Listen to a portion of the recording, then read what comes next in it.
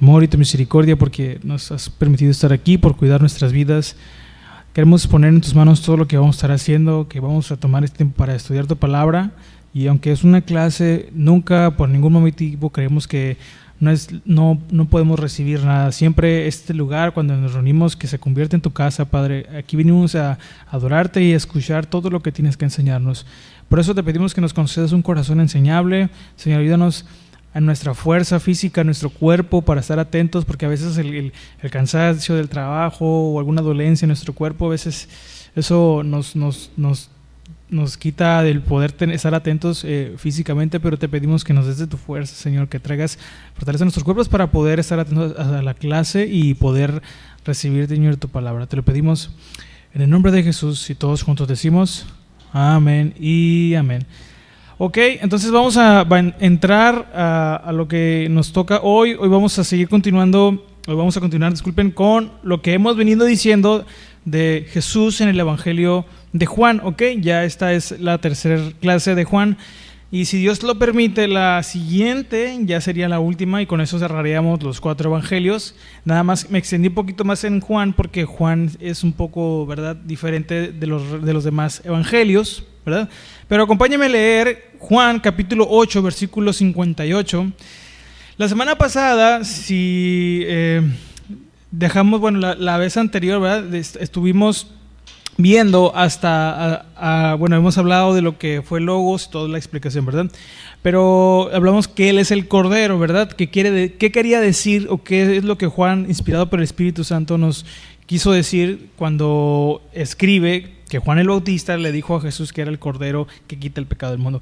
Hoy, ¿qué vamos a estar hablando? Hoy vamos a hablar acerca de los 7 yo soy de Jesús. Sí, vamos a hablar un poquito de esto. A lo mejor ya lo hemos leído, ya lo hemos estudiado, pero vamos a aprender un poquito más sobre esto, ¿ok? Juan 8:58 dice: antes que Abraham fuese, dice, yo soy.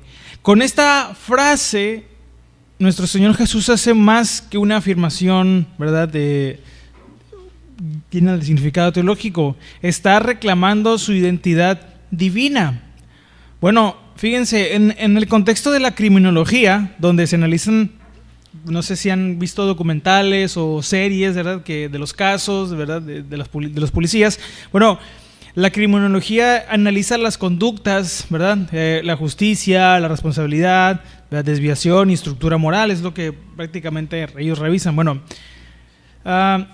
entender en ese contexto, ¿verdad?, quién es Jesús marca la base del pensamiento ético cristiano y de cómo se concibe el bien, la verdad y la justicia. Ya lo cuando hemos tenido la oportunidad, hemos explicado muchas veces que el mundo occidental ha crecido en los valores cristianos, ¿ok?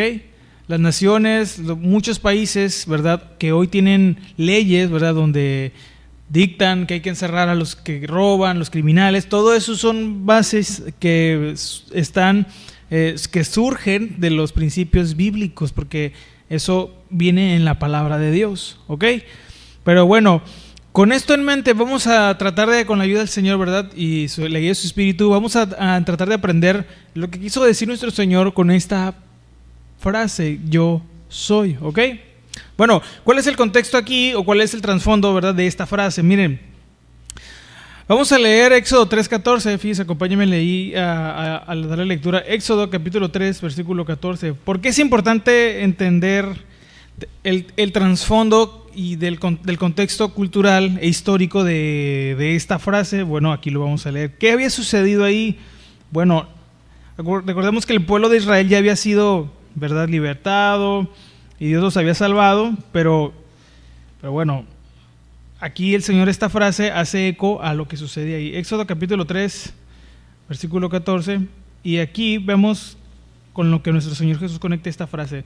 Yo lo voy a leer, pero en la Nueva Traducción Viviente. Fíjense lo que dice este versículo. Éxodo 3:14 dice: yo soy el que soy. Dile esto al pueblo de Israel: yo soy, me ha enviado a ustedes.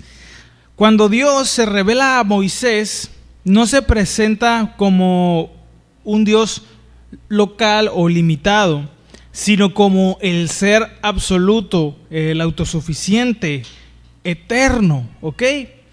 Este nombre en el original son 4 consonantes que no, al día de hoy no se conoce, no se sabe cómo originalmente se pronunciaba. Hay algunos estudios, algunos estudiosos eruditos en el hebreo antiguo que han tratado de acercarse a lo que pudiera haber sido la pronunciación más parecida a cómo fue, pero con el tiempo eso se perdió, esa pronunciación.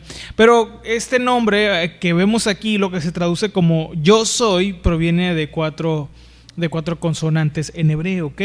Pero ¿qué es lo que quería decir de aquí que con el paso del tiempo, verdad? Ya lo hemos estudiado, lo dijimos en algunas clases de bibliología también, que hay la diferencia entre los nombres de Dios. Cuando estudiamos el carácter de Dios y los nombres de Dios, de aquí surge el nombre con el tiempo, ¿verdad?, que se le da de Jehová, pero originalmente solamente son 4 consonantes que no se sabe cuál es la pronunciación. Ahorita se perdió con el tiempo. Pero ¿qué es lo que quiere decir este nombre según el significado original de las palabras o de la palabra que se forma aquí? Bueno, este nombre, el nombre de Yahweh, que de repente lo pronuncian así, o de Yahweh, ¿verdad?, comunicaba existencia eterna, independencia absoluta, autoridad suprema y presencia antigua. ¿Ok? Presencia activa. Para un judío, hermanos, del siglo I, este nombre era demasiado sagrado para pronunciar. De ahí que dejaron de decirlo. ¿Ok? Para los judíos de la antigüedad, no era...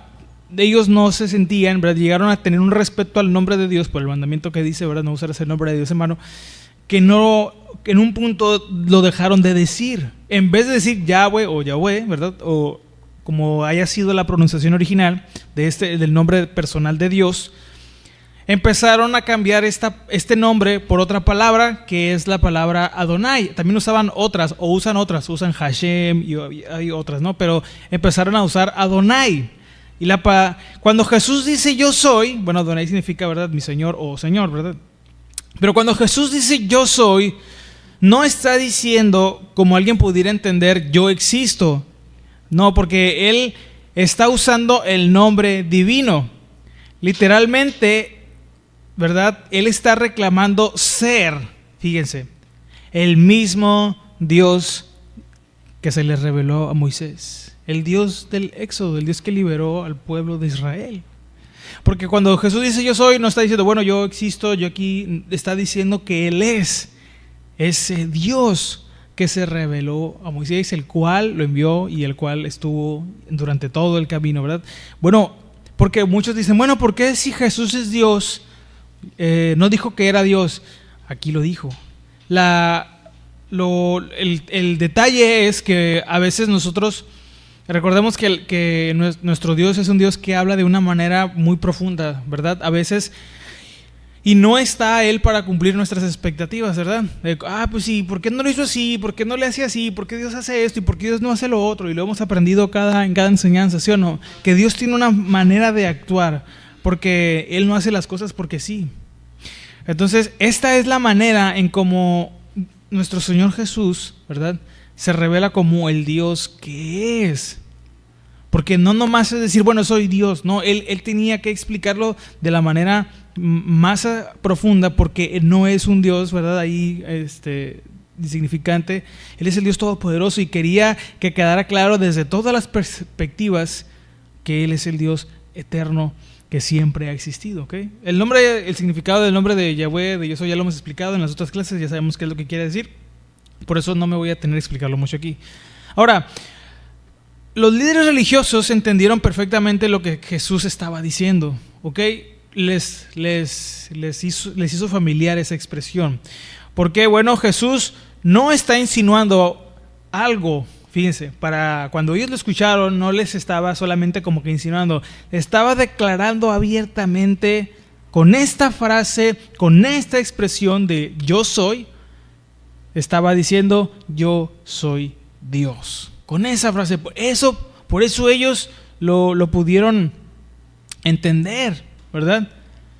Pero fíjense, vamos a leer ahí Juan capítulo 8. ¿Por qué digo esto? ¿Por qué con certeza podemos decir que ellos sí entendieron Juan capítulo 8, versículo 59, vamos a leer ahí, el 8:59.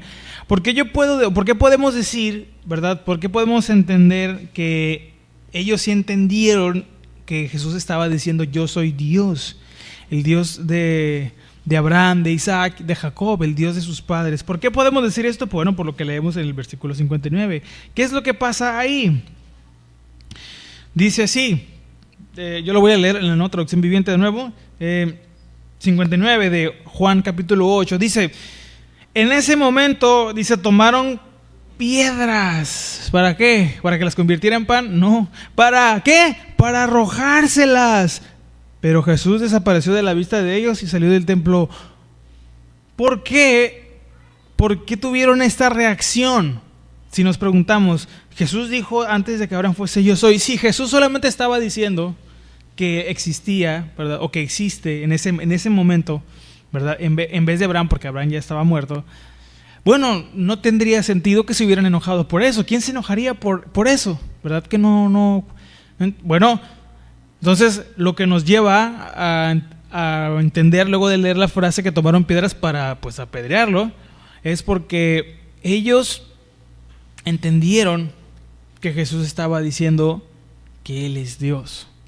Porque según la ley, declararse Dios, ¿verdad? O que alguien se declarara Dios, algo que era pues falso, porque ningún hombre podía ser Dios para la mentalidad del pueblo judío o de la cultura hebrea. Declararse Dios de manera falsa era blasfemia. No lo vamos a leer, pero eso está en Levítico 24:16. Esto estaba en la ley. Cualquiera que se declarara falsamente Dios, cualquiera que se parara y le dijera al pueblo yo soy Dios, y obviamente eso era mentira, eso era castigado. Entonces, por eso lo quisieron apedrear, porque Él les dijo con esa frase, yo soy Dios. Pero bueno, pero eso es del lado de los, porque recordemos que Juan, inspirado por el Espíritu Santo, escribe para una audiencia, ¿se acuerdan? Una audiencia original, de la cual había judíos, pero también había griegos o gentiles. Para el mundo grecorromano o para los griegos, fíjense, los filósofos griegos hablaban de el ser supremo como una idea abstracta, o la causa primera, o lo que leímos o lo que aprendimos en la primera lección, que fue el logos impersonal, ¿ok? Pero Jesús, nuestro Señor, rompe con esa categoría. Dios no es una idea, es una persona presente. Luego de repente quiero hacer un paréntesis aquí, de repente usamos la palabra persona como sinónimo de humano, pero hay otro significado para persona que no necesariamente es un ser humano, ¿ok? Hay un concepto ya más, por decirlo así, filosófico o metafísico o espiritual. Persona no necesariamente es ser humano, ¿ok? Porque recordemos que hay 3 personas en la Trinidad, ¿se acuerdan? ¿Ok? Entonces hay nada más eso. Ahora, Dios no es una idea, Él es una persona que habla, que actúa, que guía y que se relaciona, ¿ok? Entonces, si Dios es una persona, en ese sentido, la moral no es una construcción.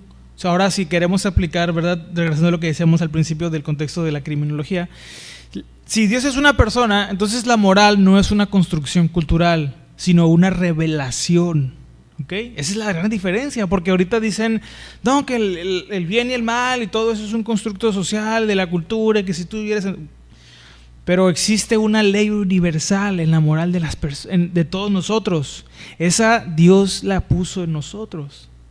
Entonces la moral es una revelación, no es una construcción de las culturas. Obviamente que va a variar algunos aspectos, porque cada quien aplica diferente la manera del concepto de justicia, pero incluso el concepto de justicia existe porque hemos sido hechos a imagen y semejanza de Dios, ¿no?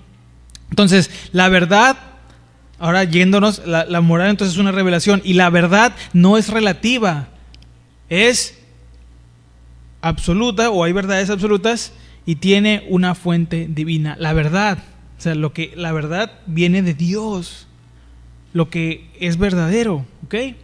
Y la justicia no es negociable, nace del carácter de Dios. La idea o el concepto de justicia nacen y provienen del carácter de Dios, ¿ok?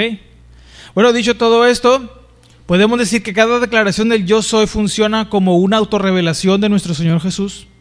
una corrección a las ideas humanas sobre Dios y una invitación a conocerlo personalmente. Nuestro Señor Jesús no solo enseña sobre Dios, Él habla como lo que es, como Dios. ¿Ok? Entonces, dicho esto, vamos a entrar a cada uno de los de manera, cada uno, fíjense, aquí lo voy a tratar de resumir más que pueda, pero cada yo soy da para un tema, da para una serie de los yo soy. Nada más que ahorita no vamos a hacer una serie aquí de esto, pero de verdad, hermanos, hay mucho en todo esto. Entonces, vamos a ver lo que quiere decir, vamos a tratar de aprender cada uno de los yo soy, lo vamos a aplicar en su contexto, ¿verdad? Y con un ejemplo para que podamos, ¿verdad?, conectarlo mejor y poderlo digerir, pero de manera muy general, porque sí es bastante, ¿no?, en cada frase, pero el Señor nos ayude, amén. Bueno, vamos entonces ahora con el primer yo soy, que es Juan 6:35, vamos ahí, Juan capítulo 6, versículo 35. Yo soy el pan de vida, fue lo que dijo, ¿verdad? Vamos a leer Juan capítulo 6, en el versículo 35. Fíjese lo que dice ahí. ¿Estamos ahí? Juan capítulo 6, versículo 35 dice: yo soy, esa es la nueva traducción viviente, yo soy el pan de vida, el que viene a mí nunca volverá a tener hambre, y el que cree en mí no tendrá sed jamás. Bueno, ¿cuál es el contexto aquí? Rápido, nada más. Poco después de la multiplicación de los panes, ¿verdad? Un momento sucede en esta situación. Un momento en que Jesús mostró su poder sobre lo físico, se estaba dando esta declaración. Aquí es lo para poder entender, ¿verdad? ¿Qué es lo que estaba pasando? En este contexto se da esta frase.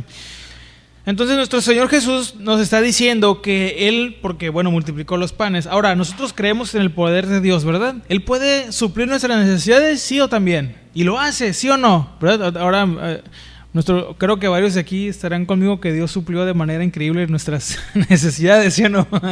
¿Por qué? Porque Dios es así, pero bueno, a veces la carencia de algo, o que Dios permita que falte algo, o que algo en lo que a veces no esperamos que pueda desaparezca, o falle, o lo que sea, ahí Dios nos recuerda cosas, o nos da otras lecciones, por si a veces se nos olvida, ¿sí?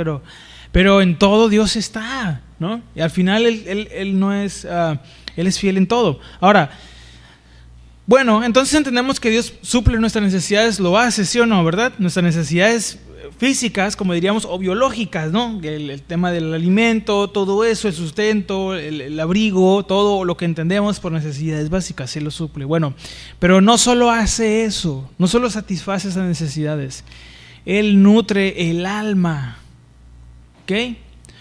¿Con qué lo hace? Bueno, a través de su palabra. ¿Y qué es lo que nos da eso a nosotros? ¿Cuál es el resultado de ser alimentados espiritualmente por la palabra de Dios? Que nos da un propósito, nos da identidad y nos da dirección. Si nos saliéramos a preguntar a la mayoría de los jóvenes ahorita, ¿qué es lo que quieren ser? ¿Qué es lo que quieren hacer? La mayoría no sabe. Menos ahorita que con todo lo de las redes, ¿no? ¿Por qué haces esto? ¿Para qué vas para allá? No, pues nomás dicen a veces, ¿no? Porque no quieren decir lo que de verdad van a hacer, ¿no? Pero muchas veces no saben por qué hacen lo que hacen, por qué siguen las modas, las tendencias, no saben, porque no tienen propósito, porque no tienen identidad, porque no tienen una dirección. Un cristiano, un discípulo del Señor, un hijo de Dios que no sabe por qué viene a la iglesia, por qué ora, por qué lee la Biblia, por qué debe tener una relación con Dios, eso es un problema. Porque debemos, no en un sentido súper profundo o absoluto, pero debemos saber, bueno, que tenemos una identidad en Cristo. ¿Cuál es nuestra dirección? ¿Hacia dónde vamos? ¿Cuál es el propósito con el que Dios quiere, ¿verdad?, hacer en nosotros? ¿Qué vemos aquí? ¿Cuáles son los aspectos del carácter en este yo soy que vemos revelados de nuestro Señor Jesús? Bueno, que Él es el sustentador espiritual, primordialmente, porque ¿se acuerdan en la oración del Padre Nuestro? Que el Señor nos enseña a poner todo en el orden que debe ser, ¿sí o no? ¿Cómo empieza la oración? No le empieza pidiendo a Dios algo material, ¿sí o no? ¿Qué empieza diciendo la oración? ¿Se acuerdan? Padre nuestro que estás, reconoce quién es Dios. O sea, en categoría, en naturaleza, el Padre celestial. El Padre es el de la creación, el que hizo todo, que está arriba en el cielo, es decir, en un plano más existencial, más elevado que nosotros. Por lo tanto, no podemos querer predecir qué va a hacer. O sea, eso ya nos lleva a adorarlo y a rendirnos delante de Él, porque Dios está pues mucho más encima que nosotros, etcétera, etcétera, ¿no? Pero las necesidades, cuando ya empieza la oración a avanzar, que nuestro Señor Jesús nos enseña, vienen después de reconocer quién es Dios, ¿verdad? Porque luego termina, bueno, más abajo en el 33, en el capítulo 6 de Mateo, en el 33, les dice, más buscad primeramente, ¿qué? El reino de Dios. O sea, nuestra vida espiritual debe ser lo más importante, a lo que más le debemos dar prioridad, porque de ahí viene el verdadero sustento y el verdadero alimento. Entonces, vemos que en esto, cuando Él dice, yo soy el pan de vida, nos recuerda y nos revela que Él es el sustentador espiritual y la fuente de la satisfacción verdadera, porque de verdad Él satisface nuestra vida, nuestro ser, nuestra alma, nuestro corazón. Él es el que verdaderamente nos puede sanar. Cualquier cosa fuera de Cristo, para un cristiano, para un hijo de Dios, no vale la pena, ni siquiera intentarlo, ni siquiera pensarlo, porque no hay nada que valga la pena fuera de Él. ¿Se acuerda lo que decía el salmista? Y hay varios cantos que han salido de ahí, que ¿quién tengo yo? ¿Dónde? En los cielos, sino a ti, y ya nada deseo en la tierra. Nada, porque no hay algo que valga la pena, lejos o fuera de Cristo. Bueno, ¿cómo podemos entender esto para nosotros y aplicarlo? Bueno, por ejemplo, miren, tristemente hay mucha delincuencia hoy en día, ¿sí o no? Pasan muchos accidentes, muchas cosas, bueno, pero ¿por qué hay tanta delincuencia? Por muchas cosas que pudiéramos decir, pero yo voy a irme hasta este origen, porque mucha delincuencia, ¿qué es lo que busca, o en principio, qué es lo que buscaba alguien que después se convierte en un delincuente? Satisfacer una necesidad, ¿ok? Todo empieza por eso. Pero entonces podemos decir, siguiendo esta lógica y esta argumentación, que la mucha delincuencia nace del vacío interno, ¿ok? Porque recordemos que nacemos con una naturaleza del pecado y que nuestro corazón está vacío ya cuando, ¿verdad?, sin Dios en nosotros, sin la presencia de Dios en nuestra vida. Entonces, mucha delincuencia nace de ese vacío interno, ¿verdad? ¿Y cuál es, o cómo podemos ver reflejado ese vacío interno? En la búsqueda de identidad, ¿verdad? Pertenencia, poder o necesidad económica extrema. Para muchos el dinero lo es todo. El tener dinero lo es todo. Para otros el tener posiciones donde puedan ejercer autoridad y dominar o hacer que otros hagan lo que quieran. Hay gente que vive de eso, ¿no? Hay unos que se obsesionan por pertenecer a un lugar, hacen lo que sea, se rapan, se tatúan, cambia su manera de hablar por pertenecer a un grupo, porque no se sienten parte de nada y ahí andan buscando a dónde poder pertenecer. Y la búsqueda de la identidad, saber quiénes son. Por eso ahorita existe desde hace un tiempo existe lo de el movimiento LGBTQ, ¿verdad? Más. ¿Por qué? Porque no tienen identidad, no se identifican con nada. Pues bueno, eso es lo que sucede en alguien que está vacío, que vive sin Dios. Pero Dios se encarga de llenar todo eso. Entonces nuestro Señor Jesús se presenta como el alimento que sana el hambre espiritual y también el hambre emocional, porque las emociones gobernadas por la naturaleza de Dios no se salen de su lugar o no se andan ahí, ¿no? Dios nos ayuda nos enseña a gobernar. ¿Se acuerdan lo que hemos aprendido? Nos enseña a gobernarnos porque debemos matarlo, ¿de acuerdo? Debemos hacer morir lo terrenal, o sea, todo lo que se salga. Las emociones están, pero tienen un lugar y un espacio, y cuando rebasan eso, entonces ahí es cuando nos metemos en problemas. Pero Dios viene con este primer yo soy. Jesús, nuestro Señor, nos recuerda que Él es el alimento, Él es que sana el hambre espiritual y también emocional. Y para ilustrarlo con un ejemplo, imaginemos una persona que puede llenar su hambre su hambre en todos los sentidos que eso pudiera significar, con violencia, con adicciones, con fama, con dinero o control. Bueno, Jesús le puede decir a esa persona, o en un momento nos dijo a nosotros, ¿se acuerdan cuando queríamos llenar esa hambre con todas esas cosas? Yo te satisfago desde la raíz. Y eso es lo que ha hecho. Después de Cristo ya de verdad pudiéramos decir en ese sentido que Él es suficiente, ¿sí o no? Él es suficiente para toda nuestra vida. Ya no, verdaderamente ya no tenemos que andar perdiendo y ya no buscamos, ¿verdad? Andar ahí en lo que andábamos antes. Porque Él ya llenó todo. Entonces cuando alguien que dice ser cristiano busca en las cosas que antes, ¿verdad?, en las que antes vivía, lo que solo Dios puede dar, o en las cosas que este mundo ofrece, las cosas que, ¿verdad?, que Dios, o las necesidades que Dios puede solamente Él satisfacer, a veces hay un problema ahí, porque o no conoce o no ha conocido a Dios, o vive en una frialdad espiritual que llegó a olvidar que lo que Dios llena, lo llena de verdad. Por eso nosotros no tenemos nada que envidiarle al mundo, hermanos. No hay nada para nosotros ahí. Amén. Bien, vamos con el siguiente. Yo soy la luz del mundo. Fíjense, esto lo dijo en Juan 8:12. Nomás vamos a apuntar el versículo como referencia. A lo mejor por temas del tiempo no lo vamos a leer, pero fíjense, yo soy la luz del mundo. Bueno, ¿cuál es el contexto aquí? Jesús dice esto en la fiesta de los tabernáculos, ¿verdad? Cuando estaban dando todo eso. Bueno, en la fiesta de los tabernáculos se encendían lámparas enormes que iluminaban todo Jerusalén. Fíjense esto. ¿Cuál es el significado para nosotros aquí? Que Jesús no solo ilumina el camino, Él es la fuente misma de la verdad y la verdadera guía de nuestra moral. ¿Cuáles son los aspectos de su carácter que vemos aquí revelados? Bueno, que Él es el guía verdadero y seguro, que nos revela, ¿verdad?, el pecado, y que su luz expone y transforma todo aquello que está mal. Bueno, la oscuridad representa muchas veces, cuando leemos la palabra oscuridad, ¿verdad?, esto puede significar tanto ignorancia como mentira, como impulsos desordenados o injusticia.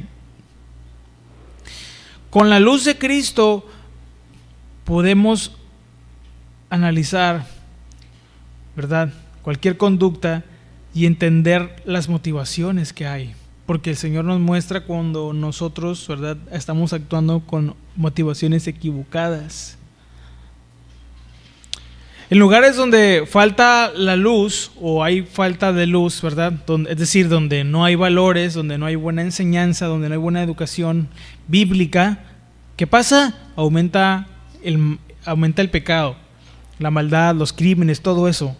Nuestro Señor Jesús revela el camino para salir del caos moral y vivir como a Él verdaderamente le agrada.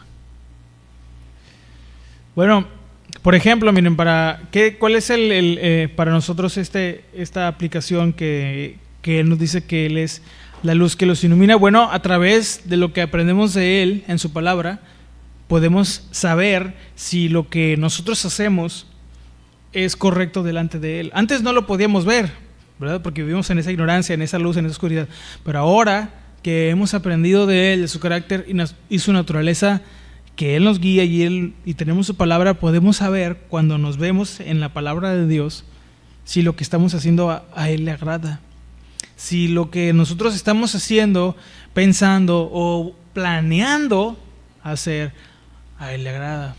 Podemos distinguirlo, podemos verlo, porque eso es lo que la palabra, su palabra, uno de los efectos que tiene es que nos da esa claridad, que podemos ver. Antes no veíamos, no entendíamos por qué era malo para Dios o desagradable para Dios, ¿verdad?, tener ciertas conductas, hablar cierto lenguaje. ¿Por qué eso? No lo entendíamos, porque todos hablan así, pero ¿por qué? Pero ahora sabemos ya por qué.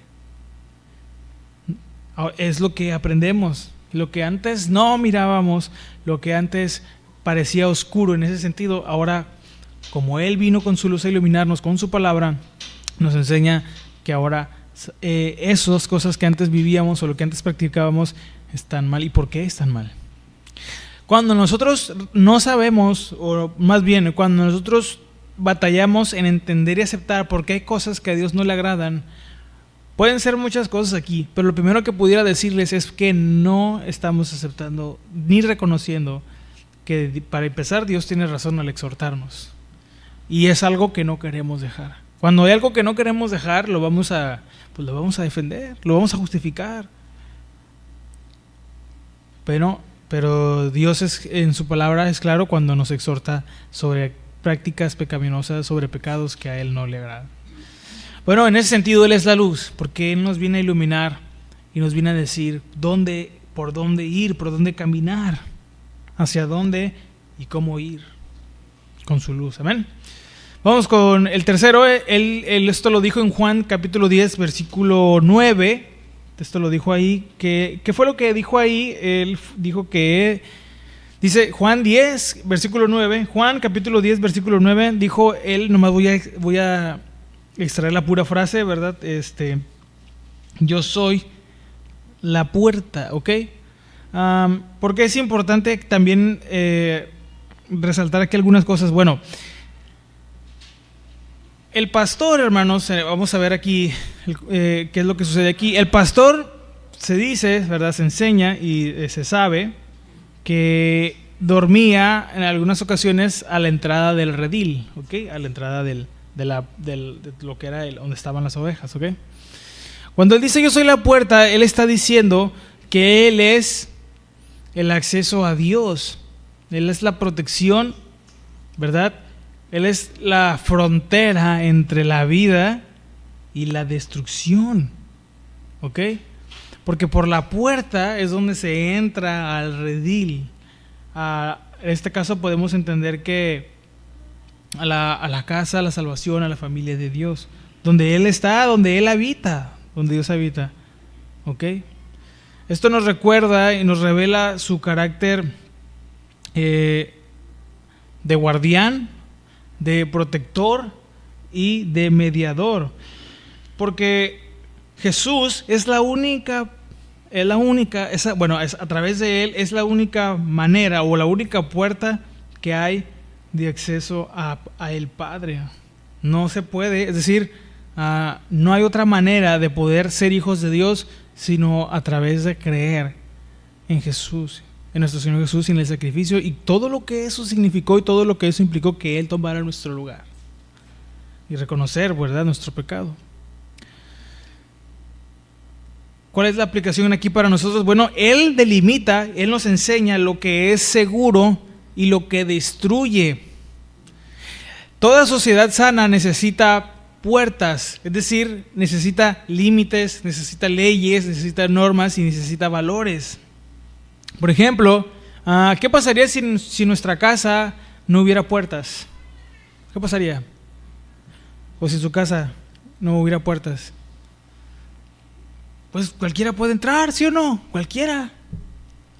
Bueno, sin Jesús en nuestra vida, cualquier idea, cualquier deseo o cualquier impulso domina nuestra vida. Si Él no está ahí, porque Él es, ¿verdad?, la puerta, Él es el que, ¿verdad?, en ese sentido, en esa aplicación.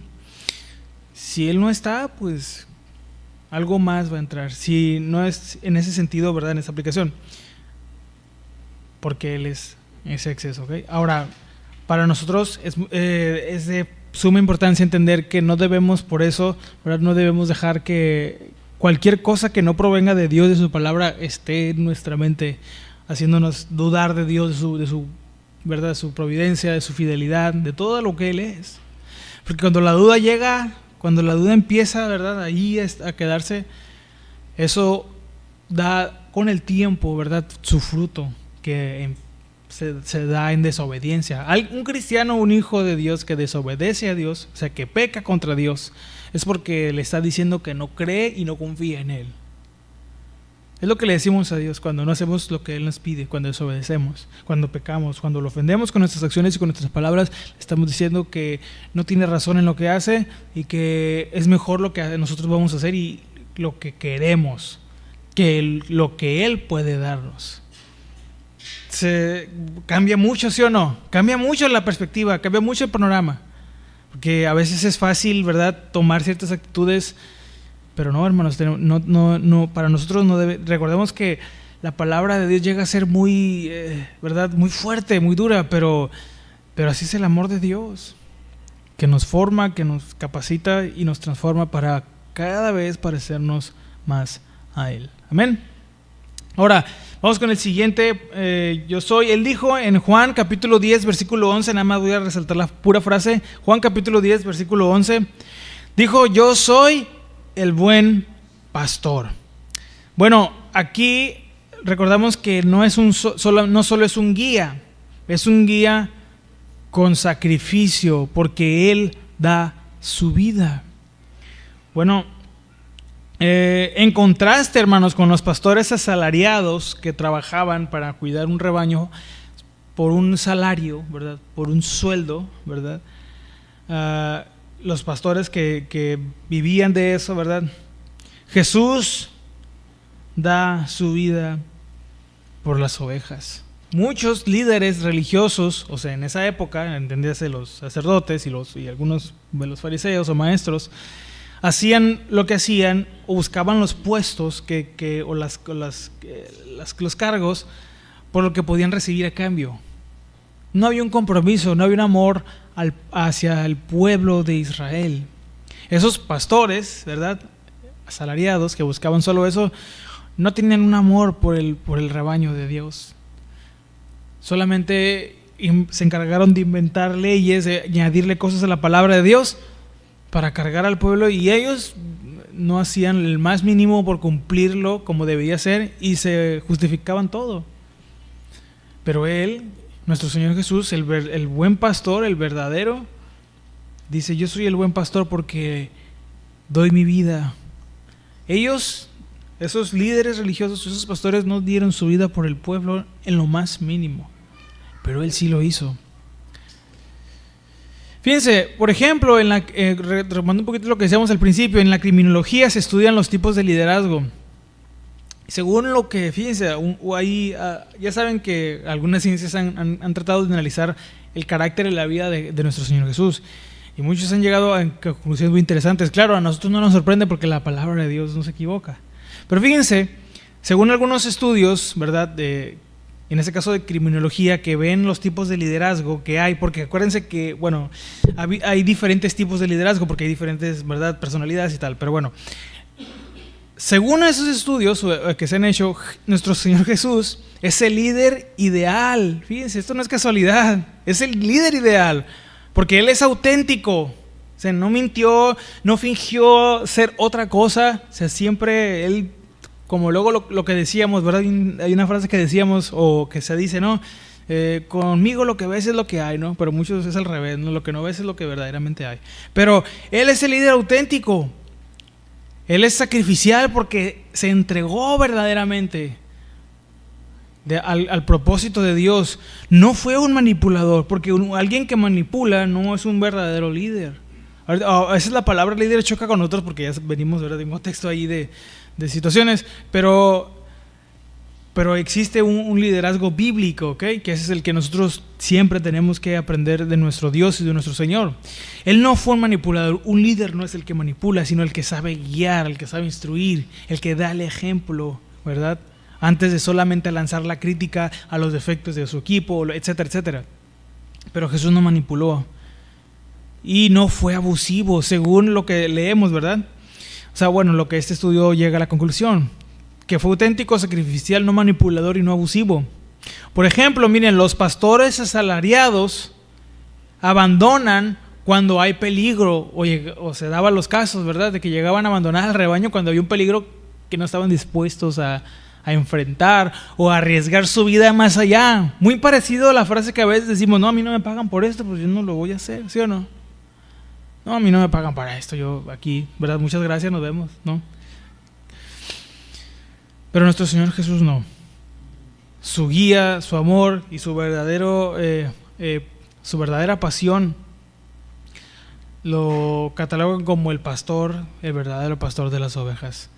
Y su liderazgo, su guía es seguro. Eso es. Por eso vemos que su carácter aquí, cuando Él dice que Él es el pastor, vemos que su amor es verdadero, es práctico porque hace y practica lo que dice, y es un cuidado constante, ¿verdad? Porque pues estuvo 24/7 con sus discípulos. Imagínense, hermanos, 24/7. ¿Cómo nos caería estar 24/7 todos juntos aquí 3 años y medio? Viajando todos juntos. ¿Cómo sería? Ay, ¿por qué hacen esas caras, hermanos? Imagínense, 24/7, hermanos. No, pues, pero fíjense, nuestro Señor Jesús, a pesar de todo eso, estuvo con ellos, ahí enseñándoles a Pedro. Bueno, ya sabemos, ¿no?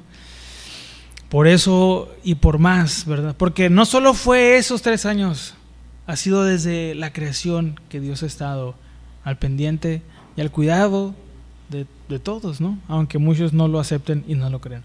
Vamos con el siguiente, que es Juan 11:25. Fíjense, Juan capítulo 11, versículo 25. Ya nada más faltan este y otros 2 más. Dice: yo soy la resurrección y la vida. Esa es la frase que voy a rescatar aquí. Yo soy la resurrección y la vida. En un mundo, hermanos, llenos de religiones y de filosofías, nuestro Señor Jesús afirma ser el único acceso a la verdadera vida, o es la verdadera vida, y al Padre. ¿En qué contexto sucede esta frase? Bueno, sucede antes de resucitar a Lázaro. ¿Se acuerdan lo que pasa ahí? Bueno, en este contexto dice eso. Fíjense, esta frase no nos dice solamente que Él nos ofrece vida o una especie de vida, no, sino que Él mismo, Él es la vida, la verdadera vida. Él es. No es lo mismo, ¿verdad?, hacer un ofrecimiento de, yo te ofrezco esto, solamente un tipo de vida, a decir, yo soy la vida. Él dijo eso, que Él es la vida misma. Eso es muy diferente. ¿Qué nos estaba diciendo con esto? Que, bueno, ¿qué parte o qué aspectos de su carácter vemos aquí? Bueno, porque después resucita a Lázaro, ¿se acuerdan de lo que sucede aquí? Pues que Él tiene el poder sobre la muerte, hermanos. Eso nos da una esperanza. Y Él tiene autoridad sobre lo imposible. ¿Usted cree en los milagros? Si no cree, todos los días le invito a que se mire al espejo. ¿Sí o no? Dios hace milagros, hermanos. Hace lo imposible para nosotros, humanamente, ¿verdad? Él lo puede hacer. Miren, la maldad en el mundo, ¿verdad?, revela que existe sociedades sin esperanza. Pero nuestro Señor Jesús ofrece vida que vence la desesperación, el fatalismo y la destrucción. Porque un muerto no puede salvarse a sí mismo. Así es un pecador. Pero el buen pastor, ¿verdad?, nuestro Señor Jesús, que Él es la resurrección y la vida, Él puede dar esa vida que no tiene, para vivir de verdad, para descubrir la verdadera vida. Porque luego dicen, no, a los jóvenes, o cuántas veces nos dijeron cuando teníamos 13, 15 años, no, tú vive la vida, ¿verdad?, disfruta, conoce, descubre la vida. Pero el que verdaderamente nos enseña a vivir es Él, a descubrir cómo es verdaderamente vivir, porque Él es el dador de la vida. Él es la vida. Amén. Vamos con el siguiente, con el sexto, en Juan 14:6. Fíjense lo que dijo ahí. Dice Juan capítulo 14, versículo 6. Yo solamente voy a tomar la frase o el extracto de la frase. Dijo: yo soy el camino, la verdad y la vida. ¿Ok? Él es el único que nos puede, ¿verdad?, dar ese. Bueno, fíjense, había los judíos, fíjense, ya ven, ¿se acuerdan que existía el tabernáculo? ¿Se acuerdan? El tabernáculo que movían, el tabernáculo móvil. Bueno, según el Talmud, habían 3 entradas, Fíjense, está interesante este dato. Habían 3 entradas y cada una de esas entradas tenía un nombre. Un nombre era el camino, otro era la verdad y otro era la vida. Fíjense esto. Cuando Jesús dice esto, nos está diciendo, estas puertas tienen estos nombres. Jesús nos está diciendo que Él es el único, o sea, no es un camino, porque luego dicen, pues todos los caminos llevan a Dios. No, Él no es un camino, Él es el único camino al Padre, la única manera de conocer a Dios o quién es Dios y de poder tener una relación con Él es a través de nuestro Señor Jesús. Pues aquí vemos que tiene autoridad divina, que Él es la verdad y que Él es la vida auténtica. Miren, Jesús, nuestro Señor, establece una referencia moral absoluta, no cultural. Sin verdad absoluta no hay justicia verdadera. Si no hay una verdad, porque de verdad muchos dicen que las verdades no son absolutas, que son relativas, pero si no hay verdad, tampoco hay un delito. Pero Jesús nos enseña que Él es la verdad. Por eso todo lo que Él diga que es pecado, es pecado, es malo, está mal, no hay vuelta de hoja ahí. Nosotros creemos en la veracidad de la palabra de Dios, y si Dios nos dice que mentir está mal siempre, ayer y siempre va a estar mal. Robar siempre va a estar mal. Engañar siempre a Dios no le va a agradar. Aquí es donde la parte, bueno, no me quiero meter mucho ahí, pero aquí es donde entra el debate filosófico de las verdades, ¿no? Relativas absolutas. Porque para algunos puede ser bueno hacer cosas que para nosotros está mal, bueno, que la palabra de Dios dice que está mal. Pero aunque sea parte de su cultura, no significa que tengamos que tolerarlo, promoverlo. Pero bueno, aquí ya nos toca a nosotros creer en la fidelidad de la palabra de Dios y no participar de las cosas que... Porque, por ejemplo, nosotros no debemos romper las leyes. ¿Cuántos saben eso? No debemos de meternos en problemas con las autoridades. No debemos andar haciendo cosas fraudulentas, ni nada de eso. Pero ¿qué pasa si de repente dice el gobierno, es ilegal ser cristiano? ¿Qué vamos a hacer? Bueno, pues dice la Biblia, entonces ya no voy a hacer... No, hermano, pues... Por eso tiene un límite. Hasta que no rebase o hasta que no vaya en contra de lo que dice la palabra de Dios. Porque eso ya no proviene de Dios, ¿no? Entonces ese es el conflicto que habría en ese caso, ¿no? Pero no. Él nos recuerda que tenemos que creer en el testimonio de la palabra de Dios con esta afirmación, y que Él nos enseña el camino, se entiende también, ¿verdad? Como la manera... Cuando Él dice, ¿verdad? Como la manera en que debemos vivir, Él es el ejemplo que tenemos de vida para agradar a Dios. ¿Queremos agradar a Dios? Tenemos que seguir el ejemplo de nuestro Señor Jesús. ¿Queremos aprender a agradar a Dios, a adorarlo? Tenemos que aprender del ejemplo de nuestro Señor Jesús. No compararnos entre nosotros, no ver quién de nosotros hace más, hace menos. No, el hermano ya viste. Tenemos que ver a Jesús. Si nuestro deseo es adorar a Dios, es agradar a Dios, tenemos que seguir como lo que aprendimos, ¿se acuerdan el domingo? Tenemos que seguir sus huellas. Tenemos que seguirlas. Así como Él vivió, nosotros, ¿se acuerdan lo que dijo Juan? Aquel que dice que estar en Él tiene que andar como Él anduvo. No hay más. No es que el hermano no, es seguir el ejemplo de Jesús. Ya si hay alguien que, ¿verdad?, que diga ser hermano, cristiano, lo que sea, y anda haciendo cosas que no esté, bueno, hay que orar, ¿verdad? Pero nosotros debemos seguir sus pisadas. Y vamos con el último, ¿verdad? Con el último, esto lo dijo en Juan capítulo 15, versículo 1. Fíjense lo que dijo ahí. Juan capítulo 15, ¿verdad? Versículo 1, Él lo dijo ahí. Voy a nada más tomar la pura frase. Dice, yo soy, ¿qué? La vid verdadera. Fíjense, en el Antiguo Testamento, Israel, fíjense esto, fue llamado la vid de Dios, ¿verdad? Esto se ve en Isaías capítulo 5, pero esa vid no dio fruto. Nuestro Señor Jesús se presenta como la verdadera vid, de la cual los creyentes deben, o en la cual los creyentes o sus discípulos deben permanecer unidos. ¿Para qué? Para dar fruto. Para eso debemos permanecer unidos. Entonces, la vida de un discípulo de Jesús depende de permanecer conectado a Él.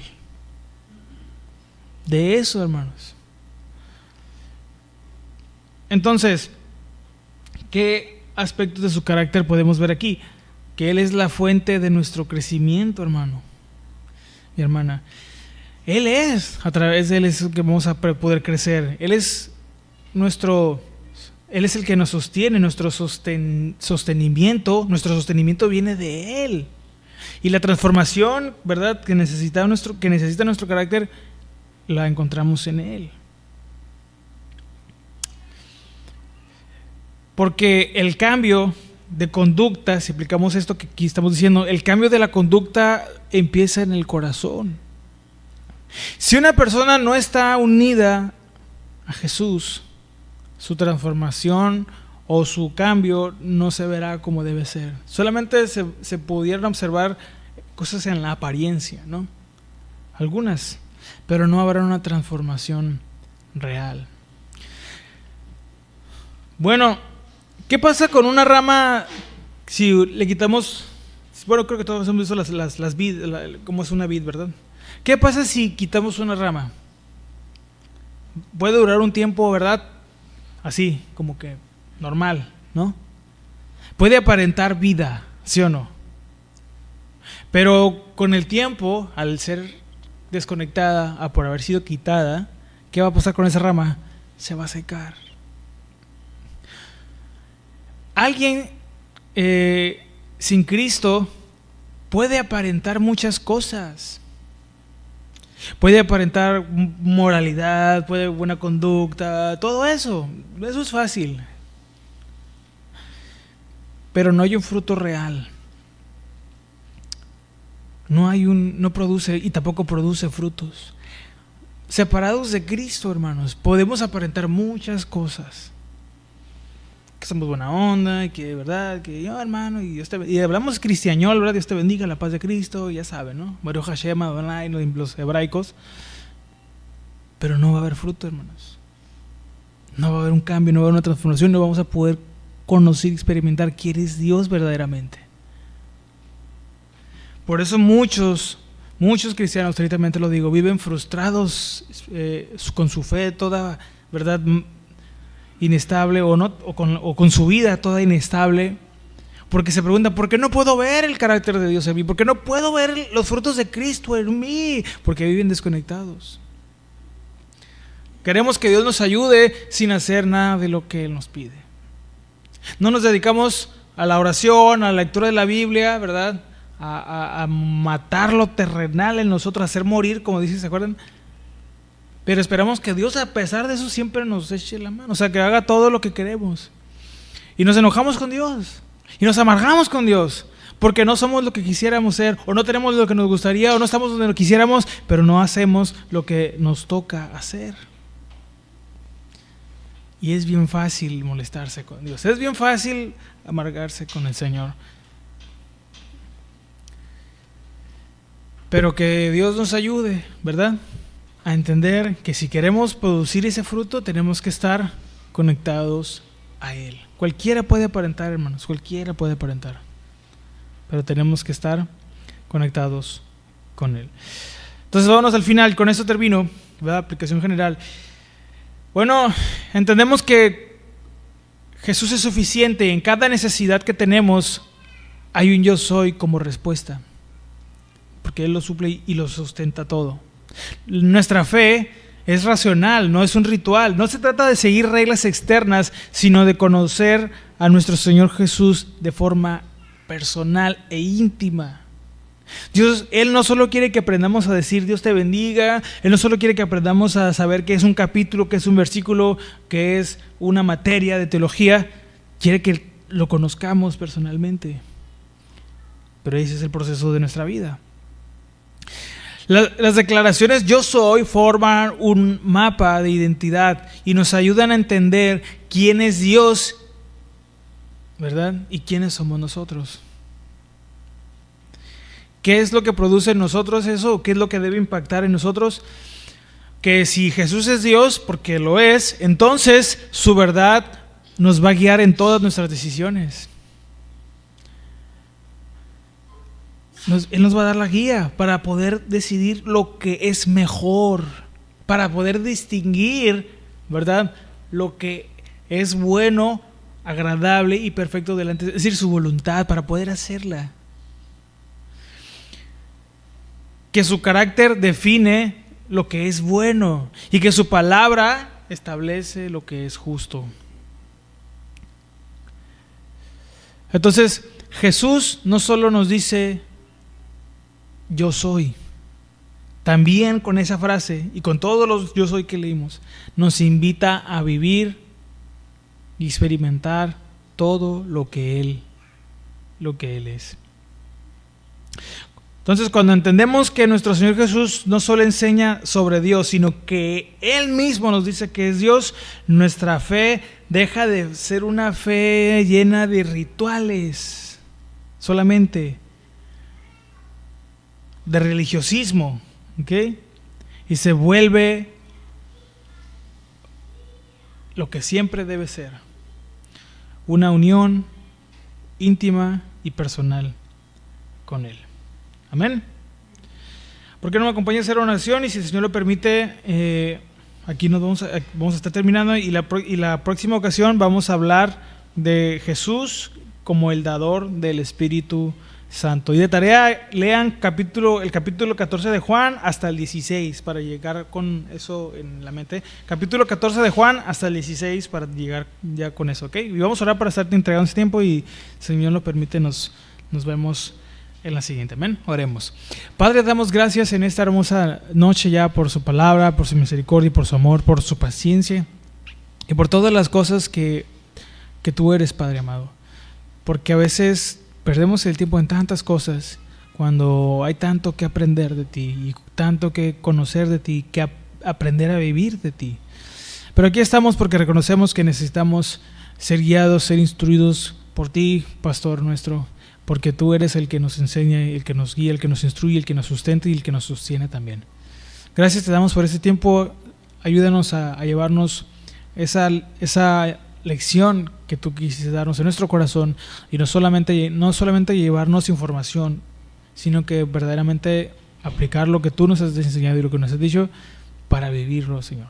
Ahora, esto que aprendimos, te pedimos que no lo usemos como algo para presumir o para nada, sino que para vivirlos principalmente, no para intentar impactar o sorprender a alguien con conocimiento, sino para cuando tú nos des la oportunidad, predicar tu palabra, predicar tu evangelio a quien tú pongas enfrente de nosotros. Te lo pedimos en el nombre de Jesús, y todos juntos decimos amén y